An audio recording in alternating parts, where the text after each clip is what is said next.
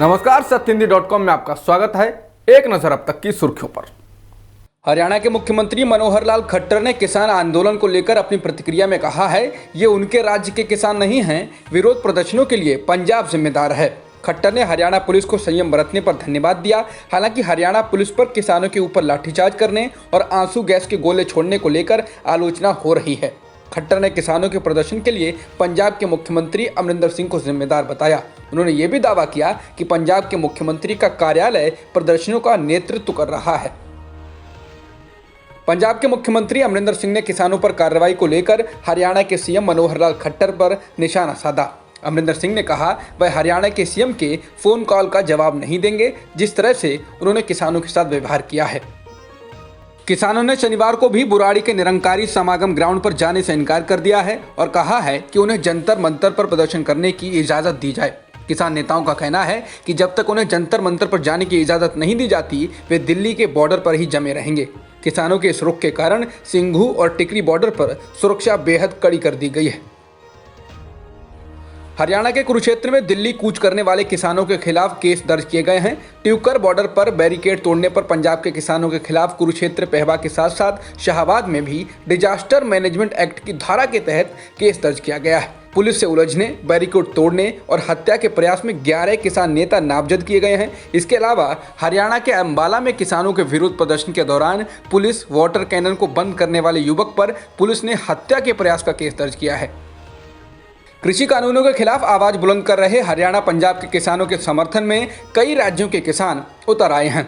भारतीय किसान यूनियन के नेतृत्व में पश्चिमी उत्तर प्रदेश, उत्तराखंड से हजारों किसानों ने शनिवार को दिल्ली के लिए कूच किया। गाजियाबाद में यूपी गेट बॉर्डर के आगे लगी दिल्ली पुलिस की बैरिकेडिंग तोड़कर किसान दिल्ली की सीमा में दाखिल हो गए, लेकिन पुलिस ने उन्हें गाजीपुर टोल प्लाजा के पास रोक लिया। उत्तर प्रदेश के पूर्व मुख्यमंत्री और समाजवादी पार्टी के प्रमुख अखिलेश यादव ने किसानों के साथ व्यवहार को लेकर बीजेपी पर निशाना साधा है। उन्होंने कहा कि किसान के ऊपर इतना अन्याय, ऐसी लाठी, इस तरीके से आतंकी हमला किसी सरकार के माध्यम से नहीं हुआ होगा जितना बीजेपी की सरकार में हो रहा है।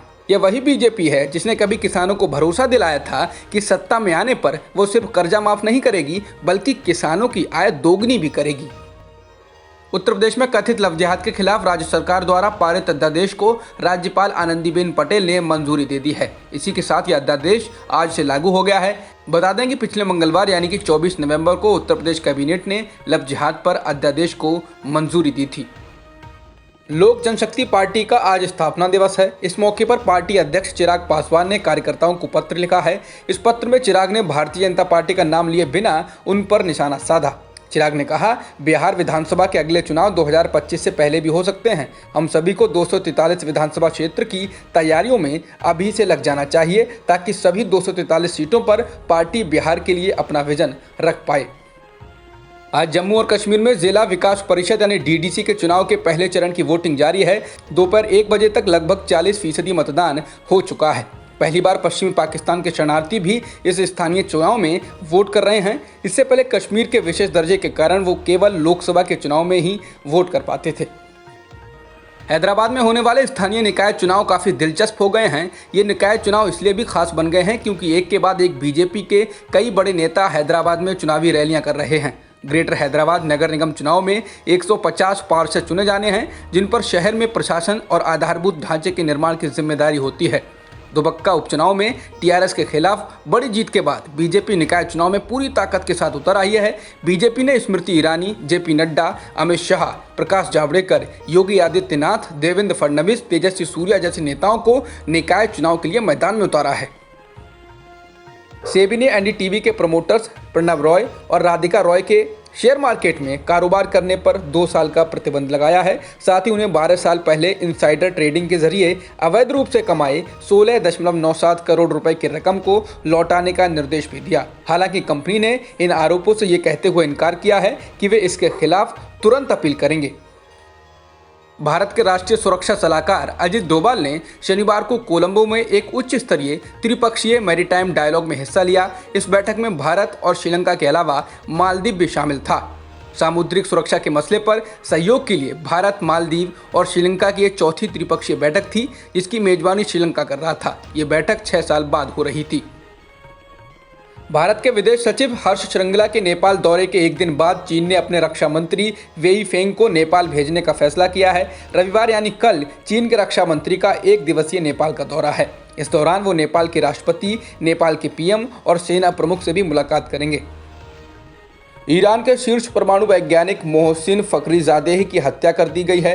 विदेशी राजनयिक उन्हें ईरानी परमाणु बम के पिता कहते थे। ईरानी के विदेश मंत्री मोहम्मद जवाद जरीफ ने फखरीजादेह की हत्या की निंदा करते हुए इसे राज्य प्रायोजित आतंक की घटना करार दिया। ईरान ने इस घटना में इजरायल का हाथ होने का अंदेशा जताया है। ईरान के विदेश मंत्री जवाद जरीफ ने ट्वीट कर कहा है कि आतंकवादियों ने आज ईरान के एक प्रमुख वैज्ञानिक की हत्या कर दी है। ये बुज़दिल कार्रवाई, जिसमें इजरायल का हाथ होने के गंभीर संकेत हैं, हथियारों की जंग करने के इरादे को दर्शाता है।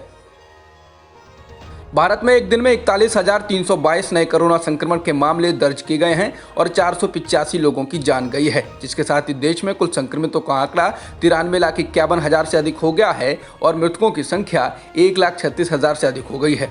फिलहाल एक्टिव मामले 4,14,000 से अधिक हैं। जॉन्स हॉपकिंस यूनिवर्सिटी के मुताबिक दुनिया में कोरोना संक्रमितों का आंकड़ा 6 करोड़ 17 लाख से अधिक हो गया है और मृतकों की संख्या 14,44,000 से ज़्यादा हो गई है। फिलहाल 4 करोड़ 27 लाख से अधिक लोग ठीक भी हो चुके हैं। अब तक की खबरों में इतना ही। बाकी खबरों के लिए बने रहिए सत्यहिंदी.com के साथ।